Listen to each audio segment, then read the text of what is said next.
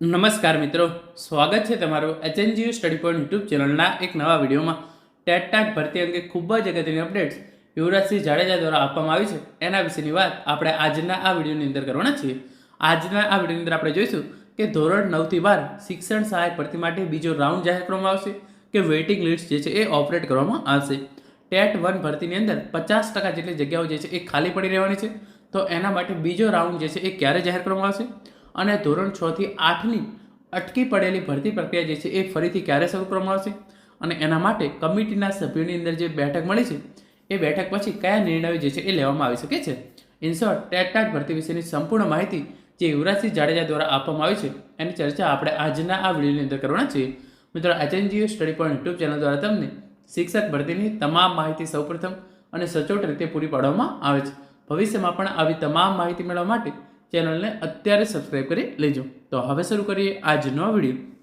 તો તમે જોઈ શકો છો, ટેટ ભરતી અંગે અગત્યની અપડેટ્સ યુવરાજસિંહ જાડેજા દ્વારા 9 થી 12 માટે બીજો રાઉન્ડ આવશે કે વેઇટિંગ લિસ્ટ અને ટેટ 1 ભરતીનો બીજો રાઉન્ડ જે છે એ ક્યારે જાહેર કરવામાં આવશે અને ધોરણ 6 થી 8ની અટકેલી ભરતી પ્રક્રિયા માટે કમિટીના સભ્યોની જે બેઠક મળી છે એની અંદર શું નિર્ણય લેવામાં આવેલા છે. તો આપણે સૌપ્રથમ વાત કરીશું ધોરણ 9 થી 12 વિશે.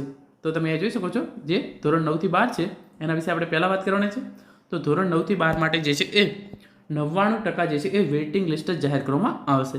યુવરાજસિંહ જાડેજાના મતે ઉમેદવારો દ્વારા જે છે એ પૂરતા પ્રયત્નો નથી કરવામાં આવ્યા બીજો રાઉન્ડ જાહેર કરવા માટે.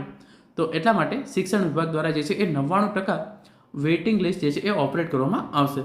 તો 99% તમારે જે છે એ ધોરણ 9 થી 12ની અંદર હવે બીજો રાઉન્ડ આવવાની શક્યતા ઓછી છે. વેઇટિંગ લિસ્ટ જ ઓપરેટ કરવામાં આવશે. પરંતુ જો ઉમેદવારો દ્વારા વધારે મહેનત કરવામાં આવે, એટલે કે ઉગ્ર આંદોલન કરવામાં આવે, તો બીજો રાઉન્ડ જે છે એ જાહેર થઈ શકે છે. એમણે એવું કહ્યું છે કે બીજો રાઉન્ડ જાહેર થવાના ચાન્સીસ જરૂર છે, પરંતુ એના માટે જે છે એ બીજા રાઉન્ડ માટે ઉમેદવારો કે જે બોર્ડર લાઇન પર છે એમણે જાતે જ મહેનત કરવી પડશે અને એમણે ગાંધીનગર ખાતે જઈ શિક્ષણ વિભાગ ખાતે જઈ અને રજૂઆત કરવી પડશે તો બીજો રાઉન્ડ આવી શકે છે. એમને એમ બીજો રાઉન્ડ જાહેર થવાની કોઈ પણ શક્યતા નથી. જો ઉમેદવારો દ્વારા જે છે એ કોઈ પણ પ્રકારની મહેનત નહીં કરવામાં આવે તો બીજો રાઉન્ડ જાહેર કરવામાં આવશે નહીં. ડાયરેક્ટ વેઇટિંગ લિસ્ટ, જગ્યાઓના 20%નું જે વેઇટિંગ લિસ્ટ છે એ ઓપરેટ કરી દેવામાં આવશે. તો ધોરણ 9 થી 12ના જે પણ ઉમેદવારો શિક્ષણ સહાયક ભરતી માટે બીજા રાઉન્ડની રાહ જોઈ રહ્યા છે એમના માટે આ ખાસ સમાચાર. 99% વેઇટિંગ લિસ્ટ જ ઓપરેટ કરી દેવામાં આવશે. પરંતુ જો ખરેખર ઉગ્ર આંદોલન અને યોગ્ય રજૂઆત કરવામાં આવે તો બીજો રાઉન્ડ જે છે એ જાહેર થઈ શકે છે.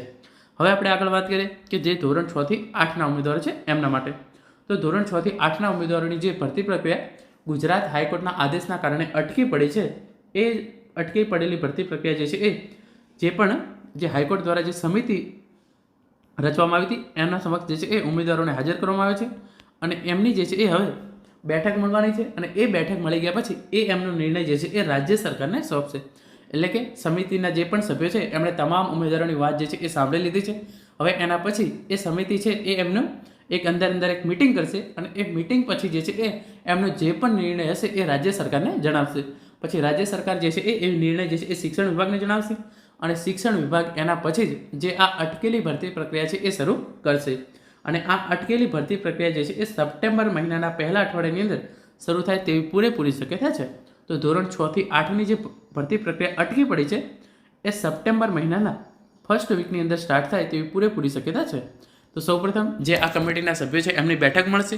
એમની બેઠક મળી જાય એના પછી એમનો એ જે પણ નિર્ણય હશે એ રાજ્ય સરકારને સોંપશે અને રાજ્ય સરકાર એ નિર્ણય જે છે એ પછી શિક્ષણ વિભાગને કહેશે કે આ ભરતી પ્રક્રિયા ક્યારે શરૂ કરવી અને જે છે એ કઈ બાબતોને, એટલે કે જ્ઞાન સહાયક plus master degree, regular master degree અથવા તો બીજી કોઈ પણ નોકરી સાથે રેગ્યુલર માસ્ટર ડિગ્રી માન્ય ગણવી કે નહીં, એના માર્ક્સ ફાઇનલ મેરિટ લિસ્ટની અંદર ઉમેરવા કે નહીં.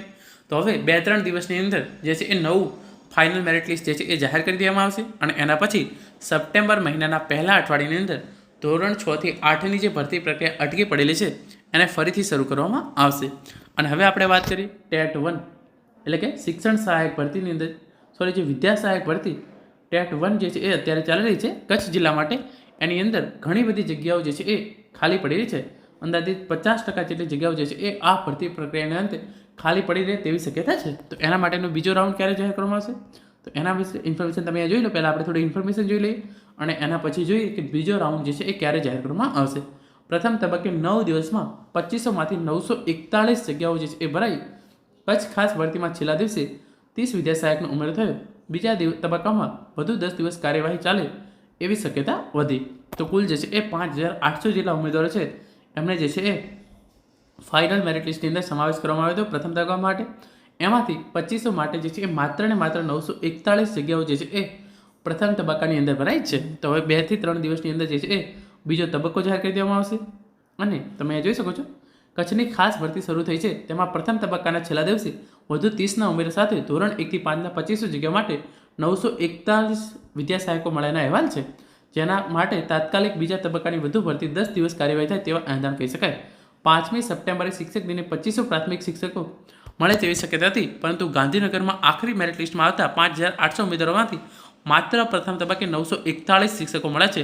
જેથી તાત્કાલિક બીજો તબક્કો શરૂ કરીને બાકીના 1559 શિક્ષકો મેળવવા માટે પ્રયાસ શરૂ થાય તેવી શક્યતા છે. બિન સત્તાવાર સૂત્રોએ વધુમાં જણાવ્યું હતું કે 941 શિક્ષકોમાં ઓપનમાં 1191માંથી 63, એસસીમાં 183માંથી 183, એસટીમાં 197માંથી 2 અને ઓબીસીમાં 679માંથી 679 અને ઈડબ્લ્યુએસમાં 215માંથી 14 જગ્યા જે છે એ ભરાઈ ગઈ છે. તો જે 2500માંથી 941 જગ્યા ભરાઈ છે એમાં એસસી અને એસસીબીસી કેટેગરીની તમામ જગ્યાઓ જે છે એ ભરાઈ ગઈ છે.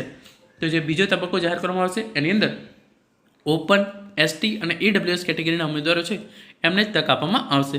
આમ ઓપનમાં 1128, એસટીમાં 195 અને ઈડબ્લ્યુએસમાં 236 જગ્યાઓ હજુ પણ ખાલી છે. જેથી ખાલી જગ્યાઓનો કુલ આંકડો 1159 જેટલો થાય છે. એસસીબીસી અને એસસીની તમામ જગ્યાઓ જે છે એ ભરાઈ ગઈ છે. ઓપન, એસટી, ઈડબ્લ્યુએસ અને એસસીની ખાલી જગ્યા બીજા તબક્કામાં ભરવા માટે જે છે એ પ્રયાસ કરવામાં આવશે. જેવું કે 1000થી 1100 આસપાસ જગ્યા ભરાય તેવી શક્યતા છે. આમ હવે આ ભરતી પ્રક્રિયા જે છે એ દિવાળી સુધી પૂરી થાય તેવી શક્યતા છે. તો તમે જોઈ શકો છો એ પ્રમાણે 2500 જગ્યાઓ જે છે એ પૂરેપૂરી ભરાવાની નથી, કારણ કે આ ભરતી પ્રક્રિયા પૂરી થશે એના પછી પણ કચ્છની અંદર ઘણી બધી જગ્યાઓ જે છે એ ખાલી પડી રહેશે. તો આમ આનો જે છે એ બીજો તબક્કો 1 થી 2 દિવસની અંદર ચોક્કસથી જાહેર કરી દેવામાં આવે છે. બની શકે છે કે આજે સાંજે જ પણ જે છે એની જાહેરાત આવી જાય. તો બીજો તબક્કો ખૂબ જ ઝડપથી જાહેર કરવામાં આવશે. અને જે પણ શિક્ષકોનું સિલેક્શન થઈ ગયું છે, જે આ 941 શિક્ષકો, એમને બની શકે છે કે 5મી સપ્ટેમ્બરના દિવસે જે છે એ નિમણૂક હુકમ આપી દેવામાં આવે. એની પણ ઇન્ફોર્મેશન જે છે અહીંયા આપવામાં આવી છે. બીજો તબક્કો શરૂ કરવામાં આવશે અને સાથે સાથે આ 941 શિક્ષકોને જે છે એ નિમણૂક હુકમ પણ આપી દેવામાં આવી શકે છે. તો મિત્રો, આ હતો આજનો વિડીયો, જેની અંદર આપણે ટેટ ભરતી અંગે જે ખૂબ જ અગત્યની અપડેટ્સ હતી એના વિશે વાત કરી છે. આશા રાખું છું આજનો વિડીયો જે છે તમને ચોક્કસથી ઉપયોગી થશે. Thank you so much for watching.